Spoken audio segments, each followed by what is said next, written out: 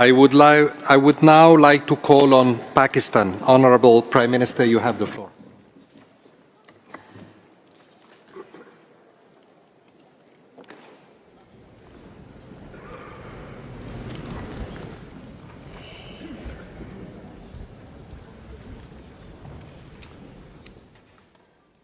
I'm honored today to co-convene the first global refugee forum with the leaders of Turkey, Ethiopia, Germany, and Costa Rica. I thank especially the government of Switzerland and the UNHCR for hosting the forum. I commend Secretary General and High Commissioner Grandi for the strong advocacy of the refugee causes. But I want to especially pay a tribute to President Erdogan of Turkey and the people of Turkey for hosting the largest refugee population. Excellencies, ladies and gentlemen, I want to speak about Pakistan. Pakistan was born out of the biggest refugee problem in the history of mankind. And we were inspired by the Prophet Muhammad sallallahu alaihi wasallam, who was a refugee. I'm very proud to say that Pakistan hosted at 1.4 million refugees. And still, after 40 years, Pakistan still has 1.4 million registered refugees. And overall, the Afghans in Pakistan number 3 million. Countries that do not have resources, countries that cannot look after their own population, that cannot provide their basic needs, that are struggling to develop their human resources. For them, a large refugee population causes problems which cannot be imagined by the richer countries. I see the European countries struggling with the refugee problems.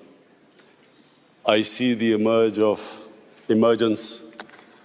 of the right wing, which cashes in on the public distress faced by the public because of lack of jobs. They cash in on the refugees. So we in Pakistan have been through this. 4 million refugees, and today almost 3 million refugees. A country where there's massive unemployment. We know what we go through. As a Prime Minister, I can tell you that we face daily problems where our people want jobs, and clearly the refugees can become a target. But I'm very proud of my people, the way the people of Pakistan have hosted the refugees, the hospitality shown to the refugees for over 40 years. But the main point I want to make here today is that prevention is better than cure. We must all try and prevent people from becoming refugees. Pakistan is, and again I'm proud to say, we are trying our best now in the peace process in Afghanistan so that the refugees can go back with dignity. And we are praying that this peace process now succeeds. There's a political settlement in Afghanistan so that the people of Afghanistan who've been suffering for 40 years of conflict, finally, they too can enjoy the dividends of peace. Mr. Secretary General and High Commissioner, one of the things I especially wanted to come here and point out, and I do want to tell the whole world that they should be aware of one of the biggest impending refugee crises about to take place. In India, on the 5th of August this year, Indian forces laid siege to the people of Kashmir. Since 5th of August, 8 million Kashmiris have been literally shut inside. Their rights have been taken, people have been imprisoned, the leaders are in jail, all communication has been cut off. But the most important thing which the world needs to understand is that the professed aim is to change the demography of Kashmir from a Muslim majority to a Muslim minority. Now, if this is what the professed aim is, we are likely to have another refugee crisis. A refugee crisis that would dwarf other crises. In the United Nations General Assembly, I tried to appeal to the world community that they must take notice of this. What is going to happen? The people are under siege in Kashmir. Whenever the curfew is lifted, there are 900,000 Indian troops there. What is going to happen then? They're trying to change the demography by settling in Hindu population into Kashmir. What is going to happen then? So we know from our past experience, prevention is better than cure. If the world acts right now and puts pressure on the Indian government to stop this illegal activity, we could prevent this crisis. But we all know once a crisis starts, once there is a crisis, we all know that it's, as we know right now, as we know what is happening, as we know what is going on in Turkey with the refugees, we all know that it's very difficult, it's complicated. So many issues come in the way.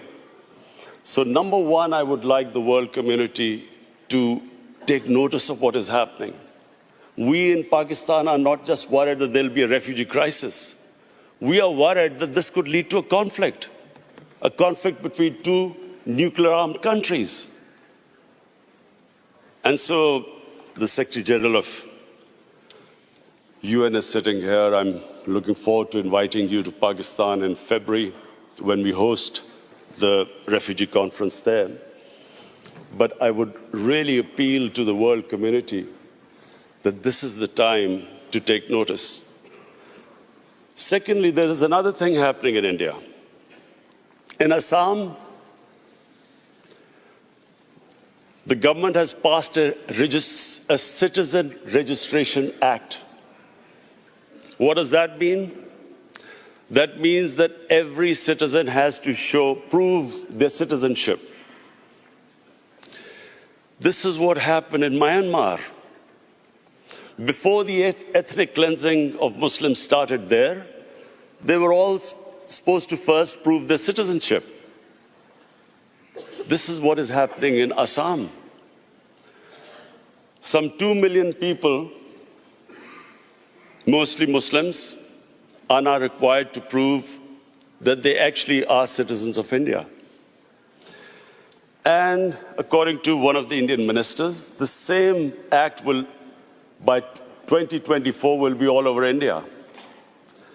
So, along with this act, there is another law just recently passed, that from Pakistan, Afghanistan, and Bangladesh, any minority that is persecuted can find citizenship in India. That means that anyone except Muslims can find citizenship in India. So therefore, if you put these two acts together, when this act goes all over India, where every citizen will have to prove their citizenship, Secretary General, please understand the implications. There are 200 million Muslims in India. So anyone who cannot prove the registration will be deregistered as a citizen, except that all other religious minorities, Hindus, Sikhs, Christians, they can come back and seek asylum in India, so they will get citizenship, but not Muslims. So there are 200 Muslims in India. If 2 or 3% of them cannot prove their citizenship, where will they go? So this is another thing. There are riots in India already. People are out in the streets. I would urge the international community to please look into this, because we know once the crisis happens, it's much more difficult. I repeat, it's much more difficult to control it. It's much easier right now for the world community to step in and see what is happening. And I urge them, because we in Pakistan stand to suffer. As it is a country that is hosting 3 million refugees, a country which is trying to develop its own human beings, provide them the basic necessities, our country will not be able to accommodate more refugees. So I especially came here, Mr. Secretary General and High Commissioner, I especially came here that this is the time for the world community to take notice. What is happening next door can have consequences, can have an impact on the refugee population of the world, which is unprecedented. Thank you.